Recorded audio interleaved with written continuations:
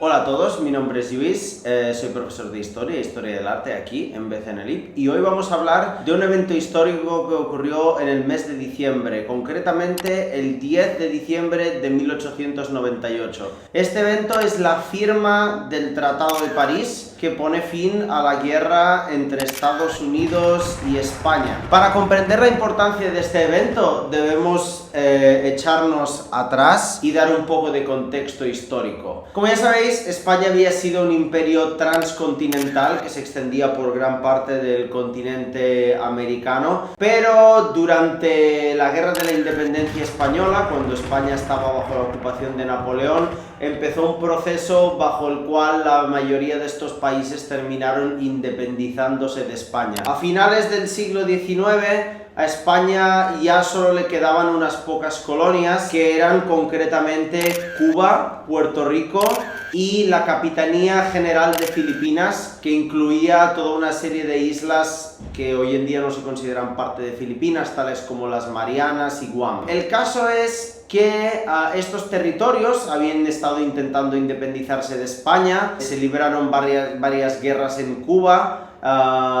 Los filipinos también iniciaron un movimiento de resistencia para intentar conseguir la emancipación de España, pero estos movimientos no tuvieron éxito. Avanzando ya hasta el año 1898, ocurre que la situación en Cuba es bastante tensa y la prensa estadounidense, los medios de comunicación, toman nota de esta tensión entre las autoridades españolas y el pueblo cubano y empiezan a hablar mucho de esto en los periódicos. En esos momentos Estados Unidos todavía no se habían extendido más allá del continente americano y había un poco esta idea del destino manifiesto de que Estados Unidos tenía el deber o la misión casi divina de extender la democracia más allá de sus fronteras por donde pudiera. Entonces, bajo esa idea un poco se hace mucho eco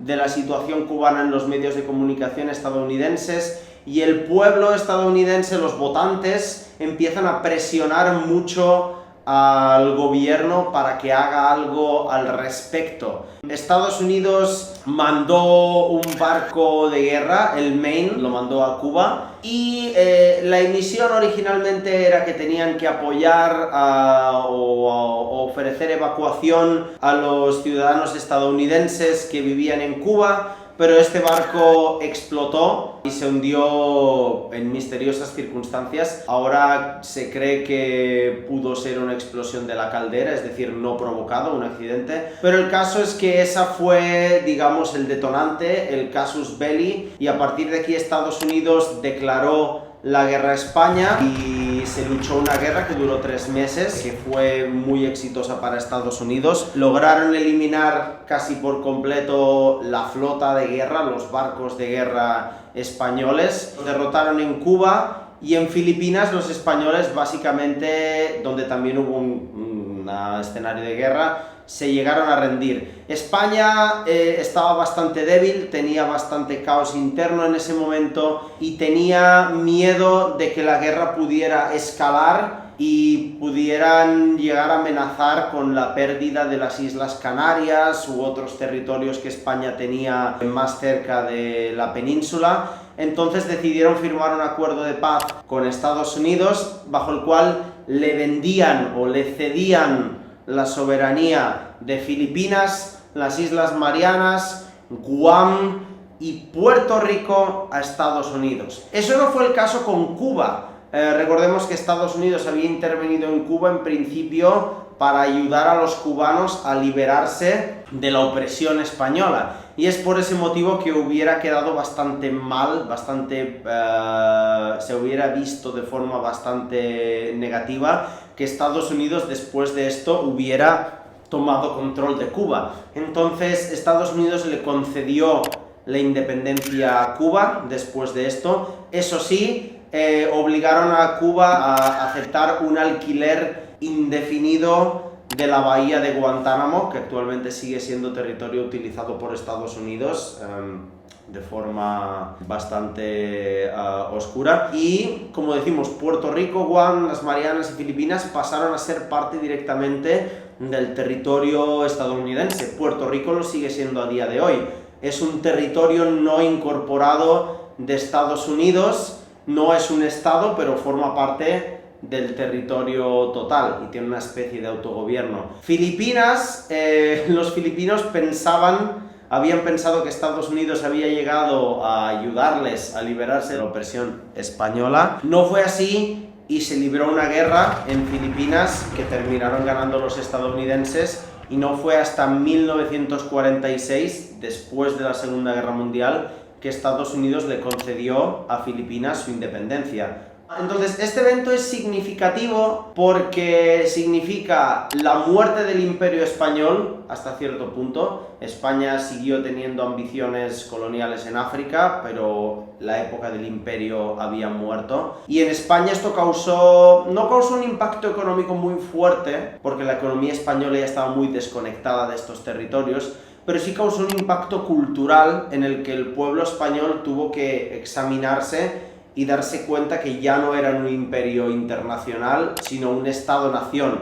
Y apareció la generación del 98, que fue un grupo de escritores, pensadores y políticos que quisieron reformar España y recuperarla, regenerarla, como también se le llamó este movimiento, el regeneracionismo, de la decadencia. Entonces tenemos por un lado una literatura bastante depresiva, esperpéntica, pesimista, y un movimiento político más o menos optimista que quería fundar escuelas públicas, fortalecer las instituciones del gobierno, recuperar el país, etc. Por otro lado, este evento también significa el nacimiento de un imperio, el imperio estadounidense, que aunque no siempre se le llamó así, hasta el día de hoy sigue teniendo mucha importancia. Estados Unidos pasa de ser un Estado-nación y se convierte en un imperio intercontinental.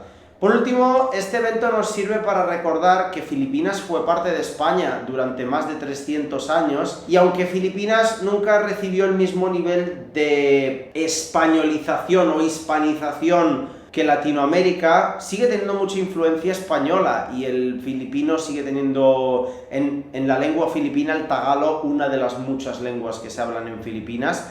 Se siguen utilizando muchas palabras españolas, y la gastronomía española y la cultura española y la religión católica siguen siendo muy importantes en Filipinas. Espero que os haya resultado interesante y hasta la próxima.